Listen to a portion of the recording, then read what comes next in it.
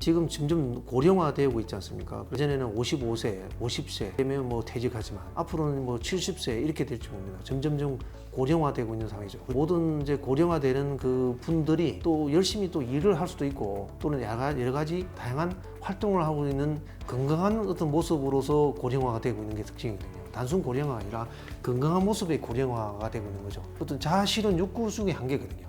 그러니까 경제적인 어떤 그런 수익을 얻는 일도 되지만 동시에 일을 함으로써 자아 실현 욕구를 계속 발휘를 해가는 그게 아마 70세 이후까지 계속 가려고 할 겁니다. 아마. 그래서 그런 상황에서 기존에 했던 그 학습이라든지 훈련이라든지 자기의 그동안으로는 한계에 부딪힌다든지 그럴 때 재교육이라든지 또는 평생학습이라는 단기간에 또는 뭐 중기간의 어떤 그런 그 효과로서 그걸 이제 다시 점프업을 한다든지 업그레이드 한다는 그런 기회를 받으면 이 우리 사회가 충분한 좋은 인적 자원이 계속 더 늘어나는 거죠. 그러니까 아까 말씀대로 학령인구 감소 시대가 되면 앞으로 10년, 20년, 30년 되면 점점점 일할 사람이 줄어들기 때문에 우리 사회가 고령으로 건강한 분들이 다 일을 해야만이 한국 사회의 경제적인 포텐셜을 잠재력을 유지해야 되는 그런 상황이 올 겁니다. 그래서 그런 걸 대비하기 위해서라도 우리가 5년, 10년 이렇게 꾸준히 평생 교육에 대한 대학의 역할을 계속 키워나가야 되는 3년, 5년, 10년을 보면 이제는 이거는 대학의 일이 아니고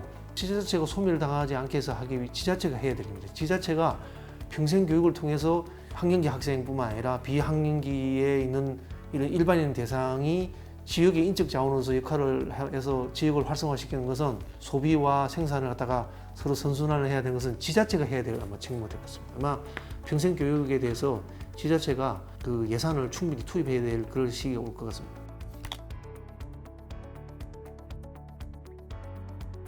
크게는 정원 내 입학 전형에 평생학습 교육 지원 체제의 입학 전형에는 크게 정원 내에는 두 가지 전형이 있는데요. 하나는 만 30세 이상, 그 다음에 특성화를 졸업한 지 만 3년 이상, 이 두 가지 전형 요건이 있는데 그 중에서 뭐 만 30세 이상을 이제 교육부에서는 대학 자율로 입학 전형을 하도록 가이드라인을 줬습니다. 그래서 각 대학별로 지금 그 만 30세 이상을 어디까지 낮출 거냐, 뭐 만 27세, 만 25세, 만 23세 이렇게 검토하고 있습니다. 근데 이제 저희들 같은 경우는 만 25세로 추진을 하고 대교육에다가 신청을 해뒀습니다. 그래서 그 만 20세 설정 근거는 뭐냐면 현재 보면 크게는 이제 기존에 비수도권 전문대학에서는 이미 만 25세로 그 평생학습자 전형의 제한 또 연령 가이드라인이 있었습니다. 이제 그걸 우리가 참고해서 하고요. 실제로 저희가 입학할 때 보면 학생들을 좀 조사를 해보면 현장에서는 인문계 고등학교를 졸업하고 나서 한 만 5년, 만 7년 정도의 재직을 하다가 학교로 가고 싶어하는 학생도 있습니다. 근데 이제 일을 그만둘 수는 없죠. 그런 학생들은 대체로 보면 만 5년이 지나기 때문에 만 25세 정도면 그런 학생들을 학위 과정이라든지 평생학습의 개념에서 학위 과정이나 이런 쪽으로 진입하게 해주는 게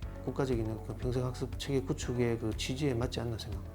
앞으로 만약에 지금 이미 기존 학령기 학생들이 앞으로 만 5년 지나면 학령기 학생과 특성화고를 졸업하고서 만 3년 이상 지난 학생들의 그 연령 차이란 것이 완전히 뭐 의미가 없는 그러니까 모호한 쪽으로 되거든요. 그래서 그때는 이제 평생학습의 그 입학 전형의 가이드라인도 아마 모든 대학이 자율적으로 야간을 운영하고 싶으면 운영하고 주간 또는 뭐 평생학습 이게 다 자율적으로 될 것 같습니다.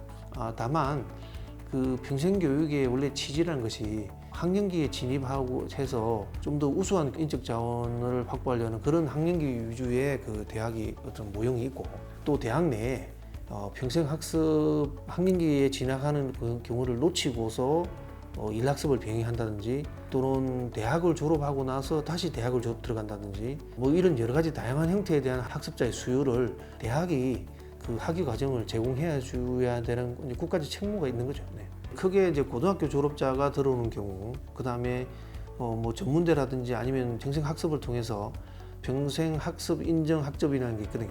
국가평생교육진흥원에서 인정하는 학점은행제가 있는데 그 학점은행제를 통해서 뭐 전문학사라든지 학사를 수여받은 사람, 이게 여러 가지 형태의 고졸 이상의 학위를 가진 사람이 있거든요. 고졸 자격, 전문학사 자격, 그 다음에 일반 학사 자격을 가진 다양한 있는데 그거에 대해서 저희가 이제 신입이라든지 그 다음에 편입이라든지 여러 가지 다양한 경우가 있죠. 신입으로 들어오는 경우에 학점 인정을 해주는 그 4년제 과정을 저희가 운영하고 있는데 교육부랑 협의해서 편입반을 별도로 좀 만들려고 해요. 그래서 전문 학사라든지 대학을 졸업한 사람은 2년은 인정받고 2년 만에 졸업할 수 있도록 하는 그런 학제를 만들려고 교육부에 협의하고 있는 상황입니다. 지금은 편입반 제도는 없고 단지 신입으로 들어와서 학점을 만약에 충분히 인정받으면 3년 안에는 조기 졸업할 수 있습니다. 모든 건 인정되지 않고 그것도 이제 심의를 통해서 졸업하고자 하는 그 학위 과정하고 얼마만큼 합치되느냐를 따져서 심의를 해서 인정을 해주고 있습니다. 왜냐하면 그 2년의 과정으로서 졸업하기 때문에 4년이라는 기간이 굉장히 길다고